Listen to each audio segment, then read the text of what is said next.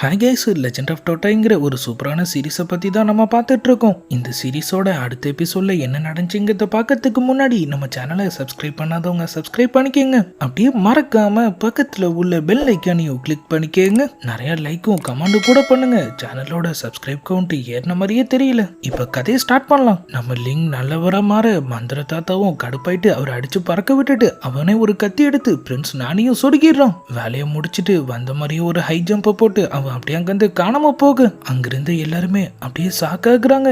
என்னன்னு பார்த்தா இறந்து போன பிரின்ஸ் நான் இப்போ ஒரு பீஸ்டா மாறி இருக்காரு. அப்பனா பைடியோட பிரின்ஸ் ஒரு பீஸ்டான்னு சொல்லிட்டு அவங்க எல்லாரும் தெரிச்சு ஓட இந்த பக்கம் ஸ்பேர் பார்ட்ஸ் எல்லாம் கல்டு போய் கிடக்குற நம்ம ஹீரோவோட சர்வன்ஸ் தான் காட்டுறாங்க. கொஞ்சம் வெயிட் பண்ணுங்க, நான் பெயிண்டிங் வழியா எல்லாத்தையும் சரி பண்றேங்கிற மாதிரி ஆள் சொல்லிட்டு இருக்க நம்ம ஹீரோயினும் இப்ப அங்க வராங்க. நம்மளும் நல்ல வேலை இப்பயாவது வந்தீங்களே, நம்ம ரெஸ்டாரண்ட்குள்ள திருடன் பூந்துட்டான். ஆனா அவன் எதை எடுத்துட்டு போனான்னு இப்போ வரைக்கும் என்னால கண்டுபிடிக்க முடியலன்னு ஆள் சொல்ல நம்ம ஹீரோயினும் நேரா அவங்க ரூமுக்கு போயிட்டு அந்த பெயிண்டிங்கை தான் செக் பண்றாங்க. ஆனா அது அங்க காணோம். திரும்ப வந்து அவங்க நம்ம ஹீரோவையே குறுன்னு பார்த்துட்டு இருக்க நம்ம பிரின்ஸும் நான் யாராவது ஆள் அனுப்பட்டுமா, உங்களுக்கு உதவி தேவைப்படுதான்னு கேட்கிறாரு. ஆனா நம்ம ஹீரோயின் நான் பாத்துக்கிறேன்னு சொல்லி அவங்களை அங்கிருந்து அனுப்பி விட்டுறாங்க. இப்ப நம்ம ஹீரோ கிட்ட அந்த ஸ்கிரிப்சரை திருடினது நீ தானே, என்னை பார்த்தா உனக்கு எப்படி தெரியுது, நான் அதுக்காக அதை திருட போறேன், அதுவும் இல்லாம அதை திருடிட்டு நானே இங்க முன்னாடி நின்றுட்டு இருப்பேன்னா நாள் கேட்க அவங்களும் அப்ப பைசிக்கும் உனக்கும் என்ன சம்மந்தம்னு கேட்கிறாங்க. நம்மளும் திருட்டு மொழி முழிச்சிட்டு அது நான் பார்க்க பைசி கிழிச்சல் மாதிரியே இருக்குன்னு எல்லாரும் சொல்லுவாங்க தான், ஆனா அதுக்காக நான் அவனாயிடுவானா, அப்ப உனக்கும் அவனுக்கும் என்ன சம்மந்தம் அவங்க கேட்கறாங்க. நம்மளும் எனக்கு எதுவுமே தெரியாதுன்னு சொல்றாரு. அப்ப நீ உண்மையை சொல்ல மாட்டீல, இதுக்கு மேல என் ரெஸ்டாரண்ட்ல உனக்கு இடம் கிடையாது, வெளியே போன்னு சொல்லிடுறாங்க. நம்ம ஹீரோ இதை எதிர்பார்க்கவே இல்லை. என்ன காப்பாத்துனது நீ தான், இப்ப நீயே என்ன வெளியே அனுப்ப போறியா, ஆனா நான் உனக்கு 300 சில்வர் கடன்ல இருக்கேன், அதை அடைக்காம என்னால எப்படி போக முடியும்னு ஆள் கேட்க அவங்களும் அவரு ரெடி பண்ண அந்த சர்வன்ட்டை இப்ப அப்படியே அங்க கூப்பிடுறாங்க. அவங்களும் என்னாச்சுன்னு சொல்லிட்டு அப்படியே முழிச்சிட்டு இருக்க நம்ம ஹீரோயின் அவங்கள பிடிச்சி அப்படியே ரெண்டா கிழிச்சு போட்டுடுறாங்க. உன் கடன் இதோட முடிஞ்சிருச்சு, நீ கிளம்பலாம். ஒன்னொரு சர்வன்ட் அவங்கள பிடிச்சிட்டு இன்ட்டாங்கன்னு சொல்லி அப்படியே அலாரம் வைக்க நம்ம ஹீரோவும் அப்படியே அதிர்ச்சியில நின்னுட்டு இருக்காரு. உனக்கு மனசாட்சிங்கிறது சுத்தமா இல்லாம போயிடுச்சு. அவங்களும் அவசரப்பட்டோமோன்னு சொல்லிட்டு டக்குன்னு அப்படியே திரும்பிக்கிறாங்க. அவங்க இன்னொரு சர்வன் கிட்ட சொல்லி அவர் அங்கிருந்து வெளியே அனுப்ப சொல்ல நம்மளும் அப்படியே அங்கிருந்து கிளம்பிடுறாரு. கட் பண்ணா லோட்டஸ் டவர்ல நம்ம ஹீரோயின் உட்காந்துட்டு இருக்கிறத தான் காட்டுறாங்க. லோட்டஸ் மா, நீ கொடுத்த அந்த ஸ்கிரிப்சரை கூட என்னால பாதுகாக்க முடியல, அதுல இருந்த மர்மங்களுக்கு கூட நான் பதில் கண்டுபிடிக்கல, அதுக்குள்ள இப்படி ஆயிடுச்சுன்னு சொல்லி அவங்க ஃபீல் பண்ணிட்டு இருக்காங்க. இப்ப அப்படியே பைடி ராஜ்யத்தோட சபையை தான் காட்டுறாங்க.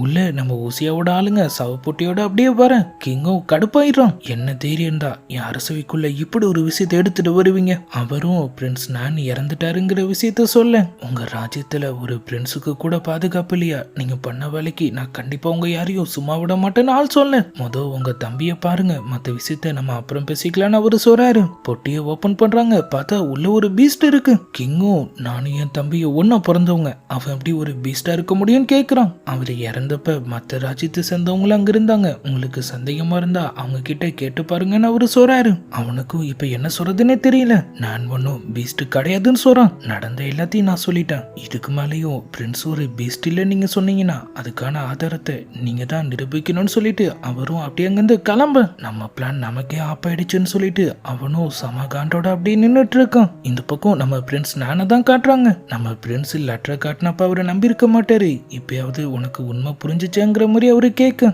ஆனா அவன் எதுக்காக அப்படி பண்ணான், எல்லாத்துக்கும் அவனோட பேராசை தான் காரணம். பைடிக்கு அவன் அரசனாயும் அது அவனுக்கு பத்தலன்னு ஆள் சோறாரு. நம்ம பிரின்ஸ் நான் உனக்கும் ஒரு ராஜ்யத்தை அடைய ஆசை இருக்கா, அதுக்காக தான் இதெல்லாம் பண்றியான்னு கேட்க நம்மால எனக்கு ஒரு சாதாரண லைஃப் வாழணும், அதுதான் என்னோட ஆசைன்னு சொல்றாரு. அப்படியே கட் பண்ணா திரும்ப பைடியோட கிங்க தான் காட்டுறாங்க. மந்திர தாத்தா அவன் முன்னாடி மண்டிட்டு உட்காந்துட்டு இருக்கான். ஃபேக் பிரின்ஸ்னு கூட தெரியாம நீ அவனை கொன்னுட்டு வந்திருக்க, அதுவும் இல்லாம நம்ம புது ஆயுதமும் இப்ப அவங்க கையில, அவங்க மட்டும் பிளாக் பீயை கண்ட்ரோல் பண்ண கத்துக்கிட்டு அதை நமக்கு எதிராக பயன்படுத்தினா என்ன ஆகுன்னு உனக்கு தெரியுமான்னு அவன் கேட்கறான். தாத்தாவும் கிங் நான் பண்ண தப்புக்கு மன்னிப்பே இல்லைன்னு எனக்கு நல்லாவே தெரியும், ஆனா தயவு செஞ்சு எனக்கு ஒரே ஒரு வாய்ப்பு மட்டும் கொடுங்க, எனக்கு துரோகம் பண்ண அந்த லிங்க கொன்னுட்டு வந்து நான் எனக்கான தண்டனை ஏத்துக்கிறேன்னு ஆள் சொல்ல அவனும் பிரின்ஸ் சிங் ஒரு பணிய கைதியா இருந்தவன், ஆனா அவெல்லாம் இன்னைக்கு அவமானப்படுத்துற மாதிரி ஆயிடுச்சு, அவனும் இனிமே உயிரோட இருக்க கூடாதுன்னு அவன் சொல்ல இப்ப அப்படியே நம்ம ரெஸ்டாரண்ட் நம்ம ஹீரோயின் அப்படியே தனியா உட்காந்துட்டு இருக்காங்க.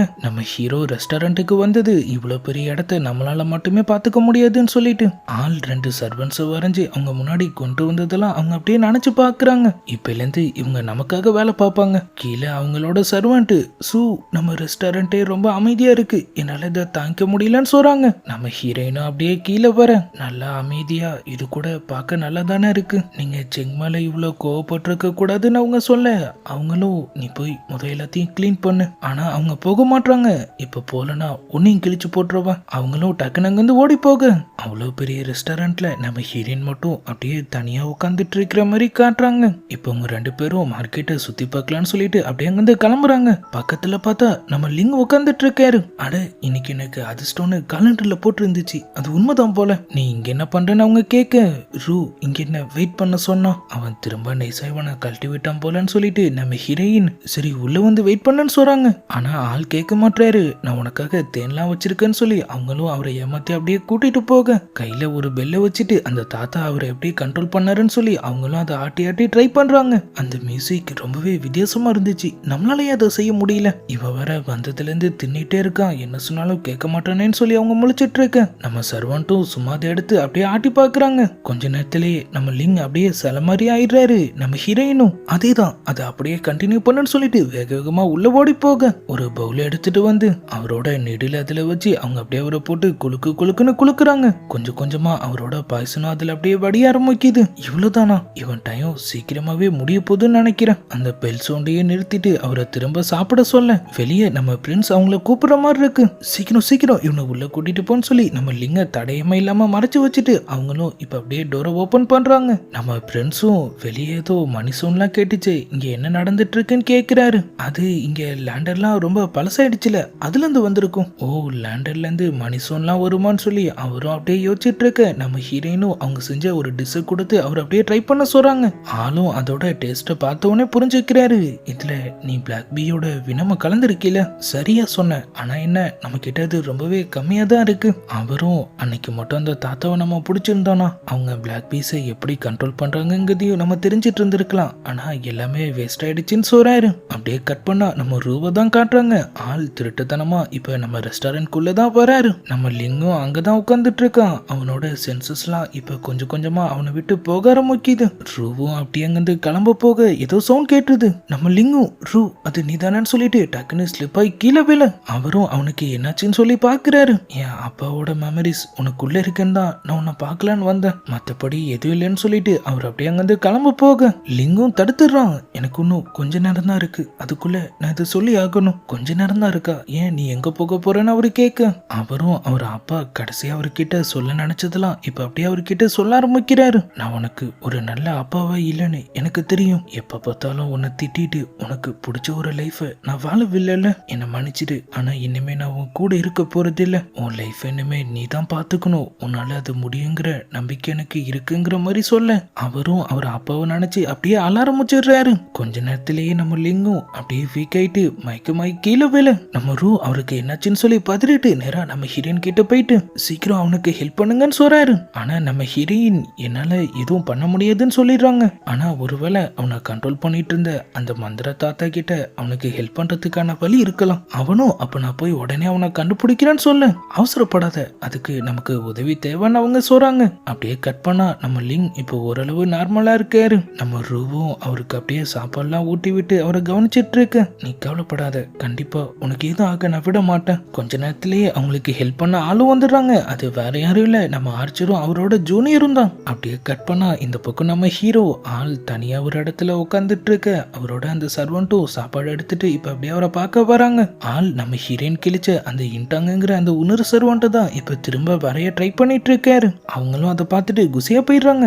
ஜூவோ மேல கோமா இருக்கிற மாதிரி பேசியிருக்கலாம், ஆனா அவங்களுக்கு மேல உண்மையிலேயே அன்பு இருக்கு, அதனாலதான் அவங்க ரொம்பவும் ஸ்பெஷலா ரெடி பண்ண சாப்பாடு கூட உனக்காக கொடுத்து விட்டுருக்காங்க. நம்மளும் அதை டேஸ்ட் பண்ண அவளோட கைப்பக்குவத்தை அடிச்சுக்க ஆளே கிடையாது. அப்படியே பேச்சுவாக்குல நம்ம லிங்க பத்தின விஷயமும் வருது. எனது லிங் ரெஸ்டாரண்ட்ல இருக்கானா, ஜூ அவனை என்ன பண்ணான்னு கேட்க நம்ம சர்வன்ட் அதெல்லாம் ஒண்ணும் பண்ணல, அவனுக்கு ஹெல்ப் பண்ணி சாப்பாடுலாம் கொடுத்து அவங்க தான் அவனை பார்த்துட்டு இருக்காங்க. அப்புறம் அவனை கண்ட்ரோல் பண்ண அந்த தாத்தாவை பிடிக்க கூட அவங்க ஏதோ பிளான் பண்ணிட்டு இருக்காங்கிற மாதிரி அவங்க சொல்ல நம்ம ஹீரோவும் ஜூ கிட்ட சொல்லி அவளை ரொம்பவே கவனமா இருக்க சொல்லு. அந்த பெயிண்டிங்கை திருட வந்தவன் ரொம்பவே பவர்ஃபுல்லா இருந்தான், அவன் எதுக்காக அதை பண்ணான்னு நமக்கு தெரியல, ஒருவேளை அவன் அடுத்த டார்கெட் ஜூவா கூட இருக்கலாங்கிற மாதிரி அவரு சொல்ல அவங்களும் நான் தான் அங்க இருக்கல, நீங்க கவலை விடுங்க, அங்க என்ன நடந்தாலும் டான்னு உங்களுக்கு தகவல் வரும்னு சொல்றாங்க. ஆனா சூதான் அவங்கள வெளியே துரத்திட்டாங்களே, நீங்க ஒண்ணுமோ அவங்கள நினைச்சு கவலைப்படுறீங்களான்னு சொல்லி அவங்களும் அவர் அப்படியே கலாச்சிட்டு இருக்க. இந்த பக்கம் இப்ப நம்ம லிங்கையும் ரூபியும் தான் காட்டுறாங்க. அவங்க ஒரு ஃபாரஸ்ட் ஏரியாவுக்கு வர அந்த மந்திர தாத்தாவும் டக்குனு இப்ப அங்க வந்துடுறான். லிங் என் கூட திரும்ப வந்துரு. ஆனா அவரு நான் ரூவை விட்டு வரமாட்டேன்னு சொல்றாரு. அவனும் கடுப்பாயிட்டு அவனோட புது ஆயுதத்தை கூப்பிட்டுறான். ஒரு பிளாக் பீ அவரை விட ரொம்பவே பவர்ஃபுல்லானது. ரெண்டு பேரும் ஒருத்தர் அட்டாக் பண்ணிக்க ஆரம்பிச்சிடுறாங்க. அதே நேரத்துல சைட்ல மறைஞ்சிருந்த நம்ம பிரின்ஸோட ஆளுங்களும் அந்த தாத்தாவை அப்படியே அட்டாக் பண்ண அவன் டக்குன்னு அந்த அரசை தட்டி விட்டுட்டு அவங்க கூட ஃபைட் பண்ண ஆரம்பிச்சிடுறான். நம்ம ஹீரோயினும் அங்கதான் இருக்காங்க. அந்த சான்ஸை யூஸ் பண்ணி அவங்களும் அவன் கிட்ட இருந்து அந்த மணியை எடுத்துடுறாங்க. அவனும் கடுப்பாயிட்டு யுவான் அவ கதையை முடிச்சிடு. நம்ம ஹீரோயினும் அந்த மணியை போட்டு ஆட்டுன்னு ஆட்டுறாங்க. ஆனா ஒன்னும் வேலைக்காக மாட்டேங்குது. அப்பன்னு பார்த்து அவங்க பவர்ஸையும் யூஸ் பண்ண முடியல. அவனும் அவங்கள அப்படியே போட்டு தள்ளுற மாதிரி வர டக்குன்னு ஒரு வலை வந்து அவனை அப்படியே பிடிச்சிருது. என்னடான்னு பார்த்தா நம்ம ஹீரோ இப்ப அங்க வந்துடுறாரு.